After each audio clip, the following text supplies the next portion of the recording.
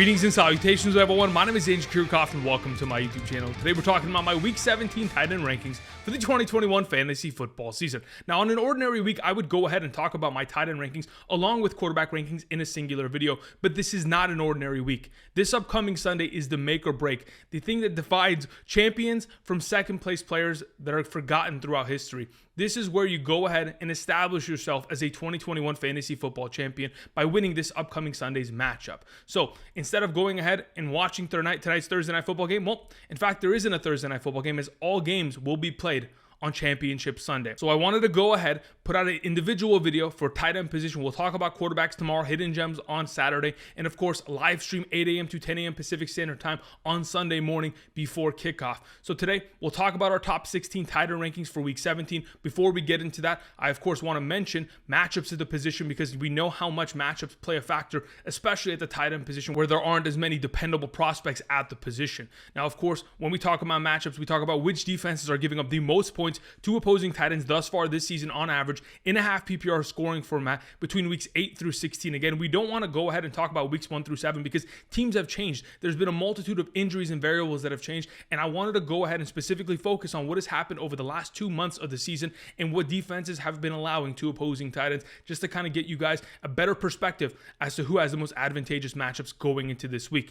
So we'll go ahead, we'll begin with that, then talk about my top 16 tight end rankings as I'll share with you guys my perspective and opinion and the statistics that justify my reasoning as to how I think the tight end position is going to stack up when it's all said and done at the end of Championship Sunday. Before we begin, if you have not yet already, subscribe to the channel. Again, click the like button down below. It definitely does help support the channel and grow as we continue to go. Also, if you guys have not yet already, check out Underdog Fantasy. It's another way to play fantasy football even after the season is over. You know, many of us, even after the season over, have a fix and want to continue to play fantasy, and this is the best way to do it. Whether it is the NFL playoffs with best ball leagues, whether it is their weekly contests, again, you can go ahead and participate in this upcoming weekend's Battle Royale, which you can draft a team amongst other players and compete against thousands in order to claim your dominance on the fantasy football landscape. On top of that, you can play the Pick'ems game. If you go ahead and pick 5 correctly, you can 20 times your overall money. I was just almost able to do that this past weekend. Was able to get a 4 Pick'em slip to connect, but overall, a lot of fun to be had there. Use promo code Andrew today, and Underdog Fantasy is willing to match up to $100 of your first deposit. Again, there's a lot of ways to play fantasy football there, whether it is best ball leagues for the NFL playoffs and many more that I mentioned. Go ahead and check that out. There's a link down in the description today. Use promo code Andrew. Thank you very much. All right, let's get into this, shall we? Starting off with matchups at the tight end position. So as you can see, weeks 8 through 16 are on screen. How many points defenses are allowing to opposing tight ends? The Cincinnati Bengals have just recently become the worst team against the tight end position, considering the fact that, of course, Mark Andrews had an incredible week against them. We saw George Kittle a couple weeks back have a monster game.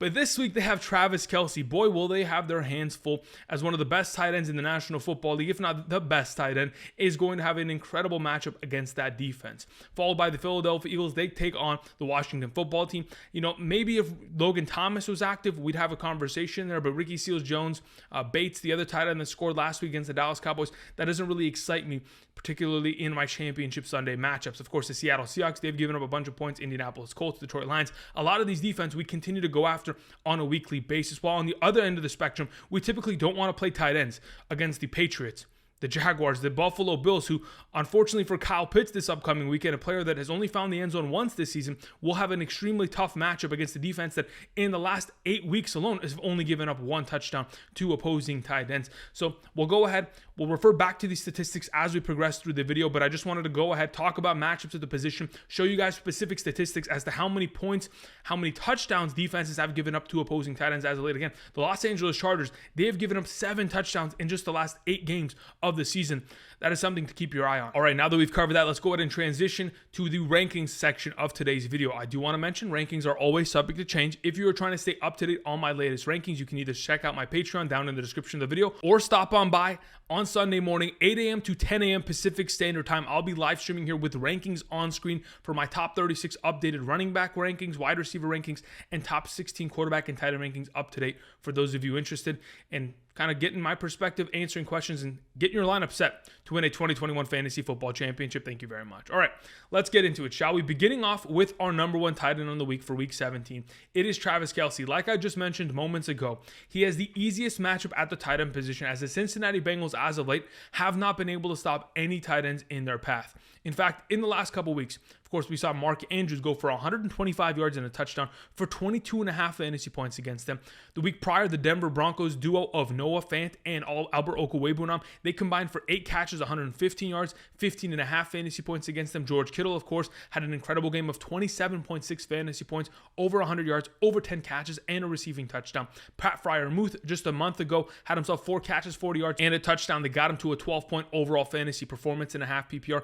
And it doesn't just stop there. The Las Vegas Raiders duo of Foster Moreau and Darren Waller, when of course Darren Waller was healthy, they put together a performance of 8 catches, 135 and a touchdown for 23.5 fantasy points. This defense has been suffering as of late in terms of stopping opposing tight ends. They are not capable of doing so, and it looks to me that Travis Kelce will be active, will be playing this week, and has himself an incredible opportunity to go off. The last time we saw Travis Kelce perform, it was against the Los Angeles Chargers. It was one of those easier matchups at the position.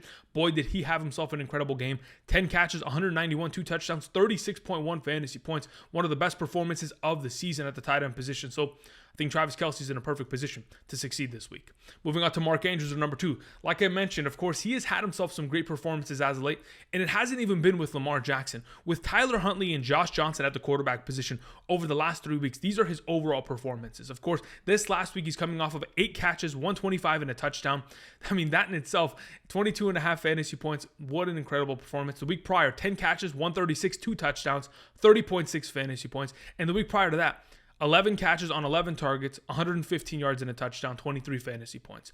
In terms of a 3-week total, nobody's even close to Mark Andrews as of late. Of course, we saw George Kittle have himself a 3-game span in which he had an unbelievable amount of statistics, but this is just legendary numbers. This truly defines Mark Andrews as perhaps this season's number 1 overall tight end.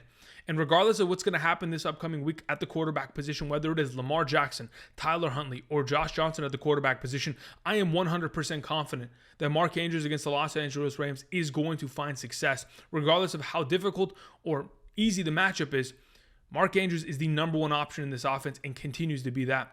That is why we are, of course, starting him once again. Moving on to George Kittle, our number 3. Now, George Kittle, of course, came off of 3 consecutive incredible games. In fact, he tied the record of the most receiving yards in a 3-game span with Darren Waller from 2020. In fact, it was a 425 yard total collection in 3 games.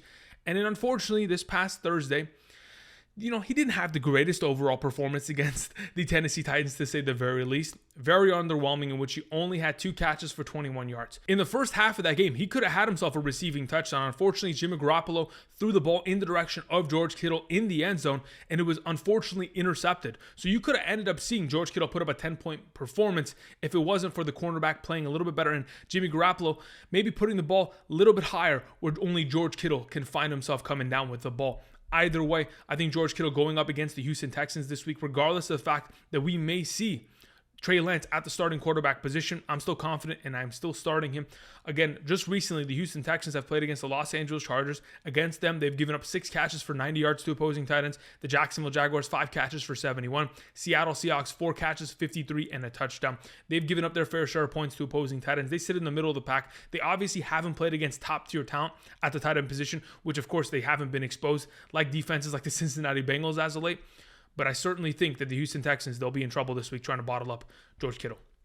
Moving on to Rob Gronkowski, our number 4. Now, the issue with Rob Gronkowski is that you have to play him because he is such a dynamic tight end option, and he can certainly go from putting up a 1-catch, 23-yard week, 2.8 fantasy points against the Carolina Panthers to turning around and going for 23 total points. He can 10 times his overall production just like that because that's just the kind of player he is. And with Tom Brady at the quarterback position, when they get down in the red zone, it is just going to continue to be look for Gronk, try to find value there.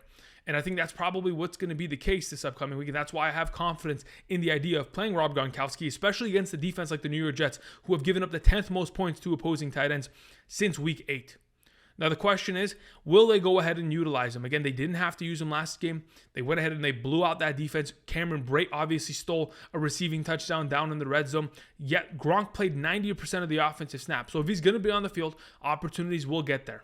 I 100% assure you that. But if, in fact, we get into a situation in which the Tampa Bay Buccaneers are just dominating running the ball. Again, opposing offensive coordinators know to run the ball in the New York Jets, and you don't really have to utilize anything else in order to find success. So if it becomes a game in which they dominate, have an early lead and are killing the clock by running the ball in the second half, and Gronk kind of gets phased out, I won't be surprised. But still, he's such a dynamic option. You have to have him in your lineup. Moving on, we have Dallas Goedert, who last time we saw him obviously didn't have a great performance, but luckily, when he played against the Washington football team in week 15, he had himself a monster game. And to be honest, I'm expecting him to very much so put together a similar performance in which he had 7 catches for 135 receiving yards. And luckily for him, he takes on the Washington football team once again this week, who are giving up the 14th most points to opposing tight ends. Just recently, Dalton Schultz this last week, 8 catches, 82 yards, and a touchdown. A couple weeks prior, Gerald Everett also had himself 5 catches, 37, and a touchdown. We have seen the tight end position find a lot of success against this Washington football team defense. And the last time the Philadelphia Eagles took on Washington, it was literally Dallas Goedert or bust in the receiving game, as all they really had to do was run the ball with their dynamic running backs, of course, with Jalen Hurts, and just air it out to their big tight end. I think Dallas Goedert going into this week should have himself more opportunity via targets, and that will continue to elevate his baseline of production and hopefully find himself in the end zone this week. Moving on to our number 6, we have Dalton Schultz. Like I just mentioned, he's coming off of an incredible week against the Washington football team, in which he had 8 catches on 9 targets, 82 yards, and a touchdown. That's 18.2 total fantasy points. And that isn't, a surprise, considering he almost had that exact same scoreline the week prior. The week prior, he produced 8 targets, 8 catches, 67 yards, and a touchdown for 16.7 fantasy points. As of late, Dalton Schultz has been the number 1 receiving option of the Dallas Cowboys in terms of total targets and, of course, yardage and touchdowns. Dak Prescott continues to look in his direction and will continue to find success. And despite the fact that they take on a little bit more of a difficult matchup against the Arizona Cardinals this week at home, I still think that as long as Dalton Schultz continues to catch the eye, continues to find himself open, I believe he'll maintain his top target standing within the Dallas Cowboys offense and put together another incredible performance for us. Moving on to our number 7, we have Dawson Knox taking on the Atlanta Falcons defense this week. I mean, it was just a couple weeks back we saw George Kittle have himself a great performance against this defense. So though the fact that they are lower in terms of giving up, an average amount of points to opposing tight ends on a weekly basis, they really haven't seen that many great tight ends against them as of late, which makes me believe that Dawson Knox still is going to have himself a great game. I mean, he is a touchdown fiend to say the very least. Since week 11 of the 2021 fantasy football season, in the last 6 games, he's averaged 9.92 half PPR fantasy points per game. He has scored 4 touchdowns in those last 6 contests. So overall, I have confidence that he's not only going to find the end zone, but find himself over a 10-point fantasy production, which gets him into this top 7 conversation. As long as this offense, of course, continues to put out great performances, takes on an underwhelming defense, I think Dawson Knox will continue to find the eye of Josh Allen down in the red zone like he did this last week against the toughest matchup at the position, taking on Bill Belichick. The fact that he was able to score gives me confidence that he'll continue to put out great performances regardless of who he faces. Moving on to Zach Ertz, our number 8. Look, Zach Ertz has been unbelievable in terms of his overall opportunity. Obviously, DeAndre Hopkins going down, the absence of James Conner, and also the absence of Rondale Moore has kind of given Zach Ertz this opportunity. But in the last 2 games, 13 targets, 8 catches, 54, 9.4 fantasy points. And the week prior, 11 targets, 6 catches, 74, and 10.4 fantasy points. When you're getting 24 targets in the last 2 weeks, that just continues to build confidence in my eyes, because as long as Kyler Murray is throwing the ball in his direction, he is going to come down with it. He is one of the most experienced tight ends at the position. He's been in this league. He has put together incredible performances. I mean, he has the record for the most receptions in a single season at the tight end position. Let's not forget that he has put together an unbelievable resume, and he's not going to stop anytime soon. I mean, or even earlier this season against the Dallas Cowboys, when he was on the Philadelphia Eagles, he had himself a great game of 4 catches, 53 yards, and a touchdown in week 3. Last week, the Dallas Cowboys defense, yes, they blew out the Washington football team, but they had themselves some struggles here and there. Bates, the tight end for the Washington football team, had 2 catches, 45 yards, and a touchdown. I will admit it is in garbage time, so be it.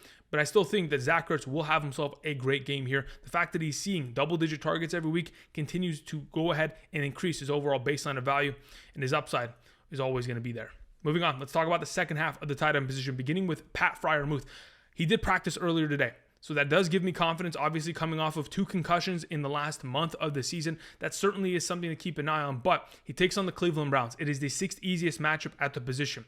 Like I mentioned all the time, Pat Freiermuth has just been unbelievable this year, especially for a rookie tight end. In the last 7 games, which he has played with Ben Roethlisberger, in which he has not left the game early with injury, of course, dealing with the concussion the last time we saw him. He's averaged 11.13 fantasy points per game and scored 6 touchdowns in the last 7 contests. overall, Pat Freiermuth is an unstoppable tight end. And in the final home game of Ben Roethlisberger's career, I think there's a very good chance that Pat Freiermuth not only finds himself in the end zone, but in this top 9 conversation. And that is why I have him at this position. Again, just recently, the Cleveland Browns, they really haven't been able to stop opposing tight ends. Mark Andrews, 11 catches, 115 and a touchdown in week 14. 2 weeks prior to that, Mark Andrews had 4 catches, 65 yards and a touchdown, which is something that we've seen similar from Pat Freiermuth earlier this year. Again, he played the Cleveland Browns once before. He had himself 4 catches, 44 in a touchdown for 12.4 fantasy points. I think Pat Freiermuth, an automatic start once again this week. Moving on to Gerald Everett, our number 10, taking on the Detroit Lions, the 5th easiest matchup at the position. Again, Gerald Everett's coming off of an incredible week of 14.8 fantasy points, was able to find himself in the end zone in a game in which, of course, the weather wasn't the greatest for the Seattle Seahawks. But we may see something very similar to that this week, and hopefully, as long as Russell Wilson continues to look towards Gerald Everett, as he's done over the last month of the season plus, then of course Gerald Everett's going to find himself some success. Just wanted to read some statistics. Since Russell Wilson has returned in the last 5 games of the season, of course, Gerald Everett has scored 3 receiving touchdowns. And throughout that span of time, throughout the last 5 games, if you go ahead and you remove the negative 1.3 fantasy point performance, which of course we want to acknowledge, but we're not going to use it against him. If you go ahead and take that performance out, this tight end is averaging 11.2 fantasy points per game over the last 5 games of the season. There's a lot of potential to be had with a player like Gerald Everett, especially considering he takes on Detroit. I mean, most recently, Kyle Pitts, 6 catches, 102 yards. Zach Ertz, 6 catches, 74 yards. The Denver Broncos duo of Okwuegbunam and Fant, 9 catches, 92 and a touchdown. The Chicago duo of Kmet and Jimmy Graham, 10 catches, 99 and a touchdown. There is so much potential against this defense. I think Gerald Everett's in a perfect position to have himself a top 10 fantasy performance this week. Moving on to Foster Moreau, our number 11. Again, I mention it every week. The Indianapolis Colts, they cannot stop opposing tight ends. They continue to prove that every single week. And that's the reason why they're giving up the 4th most points to opposing tight ends. Now, as of late, Foster Moreau has found himself success. He's gotten himself great opportunity, and it looks like Darren Waller is going to miss another week here. In the last 2 weeks, he's put up 7 catches, 65 yards for 10 fantasy points, and 4 catches, 67 yards for 8.7 fantasy points. If we're able to get into that range of 8 to 9, perhaps 10 plus fantasy points, if he's able to accompany his performance with a touchdown, then by all means, Foster Moreau is going to be an easy top 12 overall tight end play.